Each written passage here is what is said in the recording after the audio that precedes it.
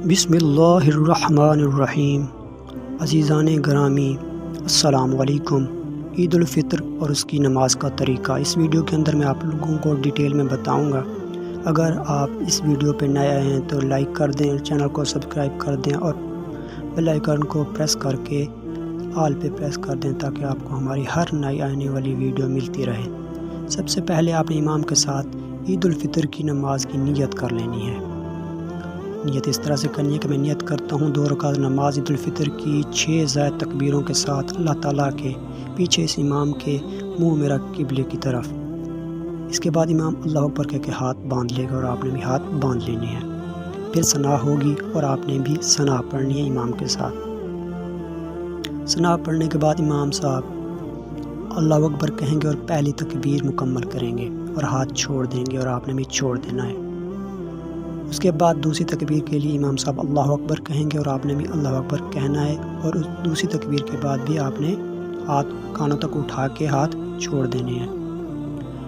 इसी के बाद दूसरी तकबीर भी मुकम्मल हो जाएगी। फिर तीसरी तकबीर के लिए इमाम साहब अल्लाह अकबर कहेंगे और कानों तक हाथ उठाएंगे और हाथ बांध लेंगे और आपने भी हाथ बांध लेना है। इसके बाद इमाम साहब सूरत फातिहा पढ़ेंगे और कोई सी भी सूरत वो उनके साथ मिलाएंगे फातिहा के बाद और पहली रकात यहाँ पे मुकम्मल होगी। और इसके बाद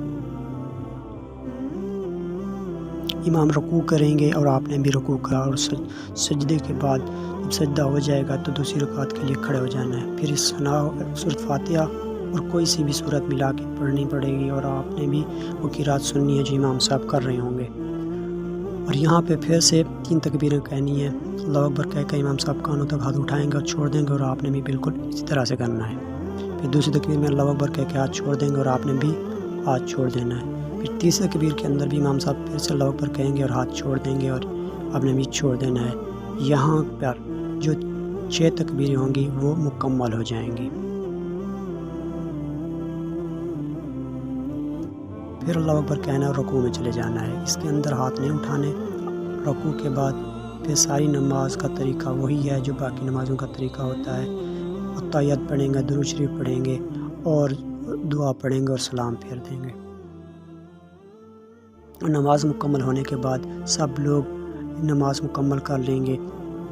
उसके बाद खुतबा पढ़ा जाएगा और उसके बाद सब छोटे बड़े दुआ करेंगे। और इस दुआ के अंदर मुल्क पाकिस्तान के लिए आपने दुआएं करनी है और ख़ासकर मुझे भी अपनी दुआओं में याद रखिएगा। मिलते हैं नेक्स्ट वीडियो में, तब तक के लिए अल्लाह हाफ़िज़।